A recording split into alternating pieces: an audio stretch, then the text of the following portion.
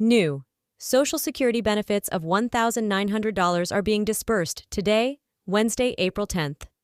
I will notify you of the recipients of those payments as well as the remaining recipients for the month of April. Look at this, please. Leading Republican legislator thinks he can improve Social Security. Pay attention to what he says. People who have experienced professional success and the American dream are less in need of large sums of money when they retire.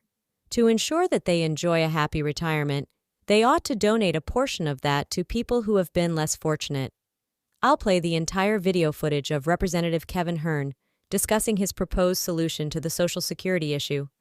Since this is coming from the Republican side, allow me to share with you what the GOP's proposed improvements to Social Security entail.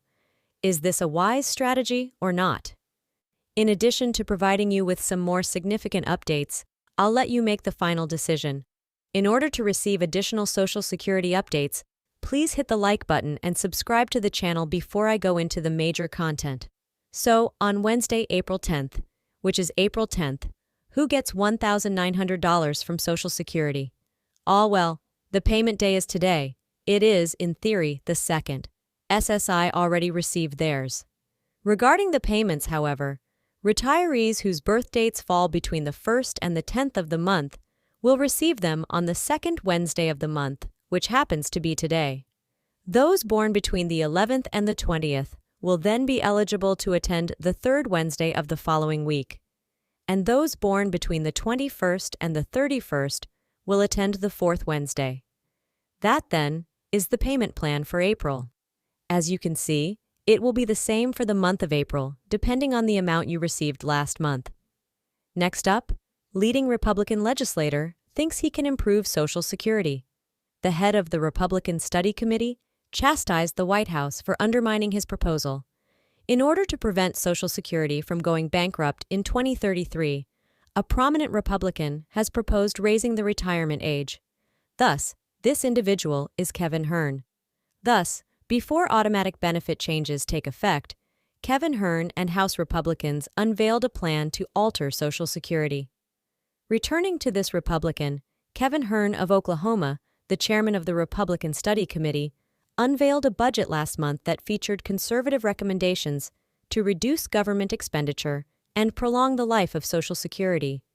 The crucial program will see a 20% reduction in 2034 if nothing is done.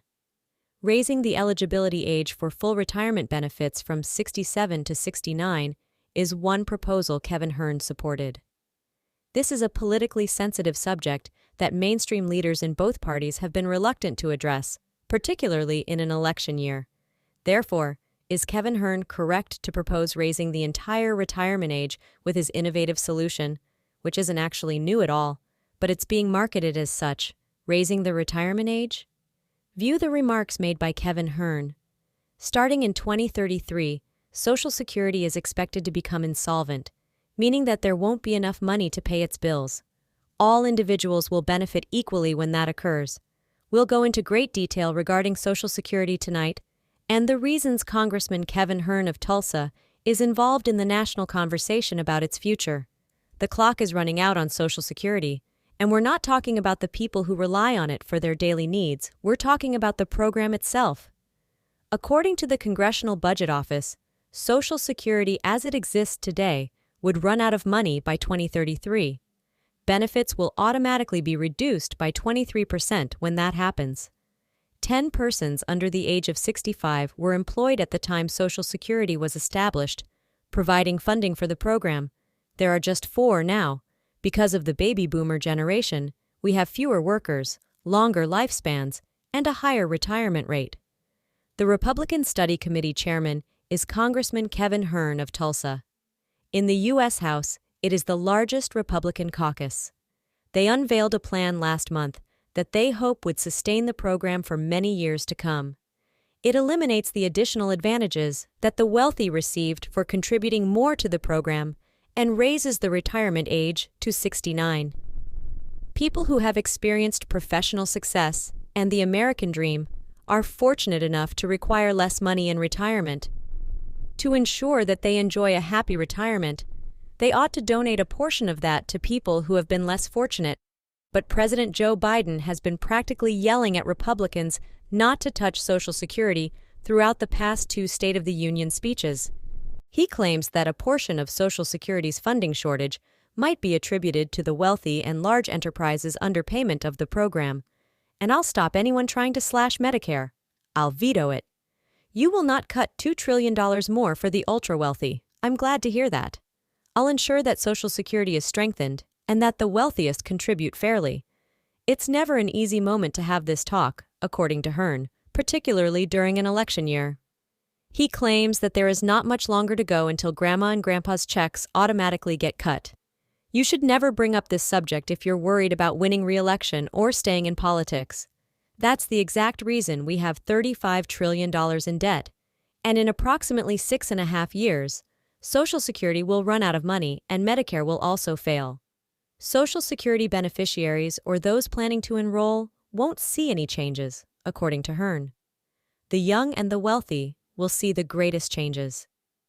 Especially for the elderly, Social Security plays a critical role in helping many individuals in this country make ends meet. In December, the Social Security Administration released a report stating that 10% of adults over 65 receive Social Security benefits. The federal government spends $97.8 billion a month on Social Security retirement benefits, which are received by 52.7 million Americans. That provides an average benefit of $195 to each recipient. Furthermore, we haven't even discussed people who receive survivor benefits or are on Social Security disability. This fall, Social Security will be among the most talked about issues on the campaign trail. Though it's not as hot a topic as illegal immigration, it's still very important. In order to increase funds for the program, President Biden intends to impose higher taxes on the wealthy. Although the former president has not stated his exact plans to preserve Social Security, he has acknowledged that the program's current structure and administration require revisions. Now, let's talk about the administration and some structure. To begin with, there are numerous things you may do to address entitlements, cutting, theft, and improper entitlement management. Extremely poor entitlement management. There are enormous quantities. I refuse to sever Social Security. I refuse to sever Medicare. Rather than slashing Social Security and Medicare to provide the ultra-rich tax relief, I will fortify and preserve Social Security and Medicare to force the wealthiest to start contributing fairly. Here's the thing. Whoever wins will need to address this over the course of the next 4 years, as important deadlines and regulations will begin to take effect. A few of those crucial dates and regulations will cause an automatic decrease in benefits for everyone. Meanwhile, the Social Security Administration says it is revising its regulations regarding reimbursement for money that the federal government overpays to some disabled and elderly people. The Social Security Administration declared last month that, rather than requiring recipients of overpayments to repay 100% of any excess funds disbursed, it would only require them to repay 10% of the excess funds they were not entitled to. The adjustment is the result of years of complaints from seniors who said they were overpaid for no reason at all, and that the federal government would seize entire checks to make up the difference in order to return the excess money. That implies that even if Grandma received a large bonus 1 month to make up for it, she wouldn't receive any more until the error was fixed or the debt was settled. This includes food. What do you think about Representative Kevin Hearn's plan and raising the full retirement age? Is this a good or poor idea? Therefore, if you are retired or about to retire, raising the full retirement age won't affect you. Probably not for the next 5 to 10 years. My generation will probably be impacted by it the most, as I'm in my 30s and won't be retiring for another 30 years or so. Anyhow, what are your feelings about raising the official retirement age? Tell me in the comments section below.